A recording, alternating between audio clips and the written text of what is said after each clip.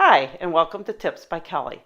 I'm Kelly Walcotton, and I'm a wildlife, nature, underwater, and travel photographer.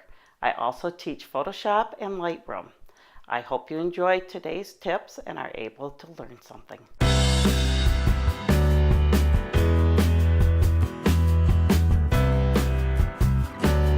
Today, we are going to use the split toning tool in Lightroom to create some amazing sunsets.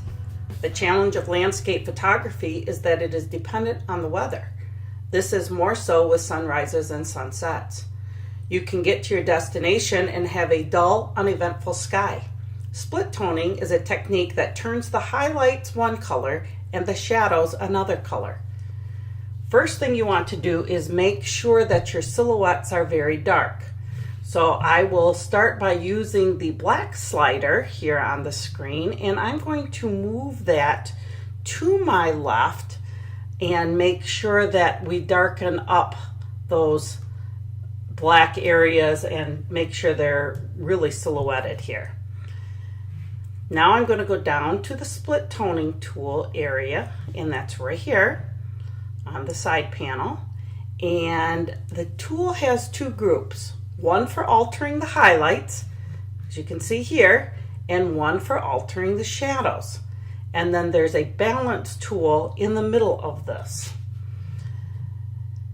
Let's use the hue sliders to select the color you want to use.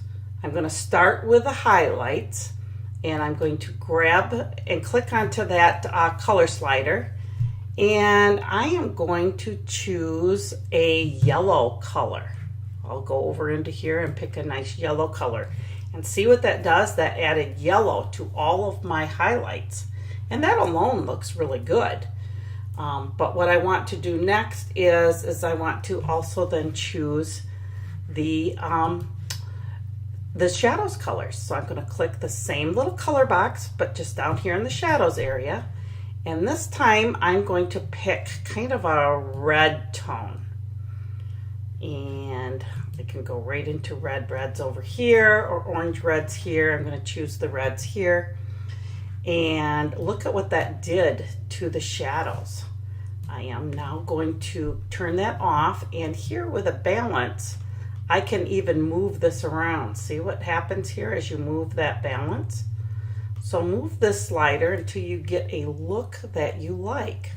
It kind of gives the boundaries between the shadows and the highlights.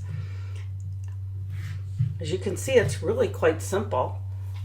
I find that different combinations work better than others. I like to use maybe the yellows with a red or with the blue shadows. Let's look at it with blues once and see what happens. And here we go with the blue shadows.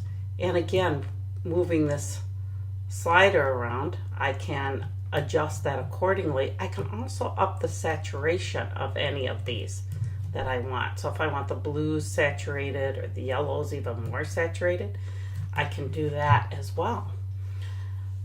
Here it is with a pink highlights. So let's go right into the highlights and let's pick a soft pink, maybe a little softer. And now let's go into the shadows. And here it is with the blue. And again, you can move this up and down and choose what you want. And then you can play with that balance. And you can play with saturations to get the exact look that you're looking for. As you can see, this is not a hard technique, but one that you can play with to get those colors that you were hoping for when you were there at sunrise or sunset. Just remember that there are certain colors you won't want to use. You don't really see greens in sunrises and sunsets unless some kind of major storm is brewing. So if you're not sure what colors to use, go out and watch some sunsets at times, and that will help you decide which will look more realistic for you. Thank you for watching Tips by Kelly. I hope you enjoyed yourself and learned something today. Please visit my website, my blog, and Facebook page to learn more.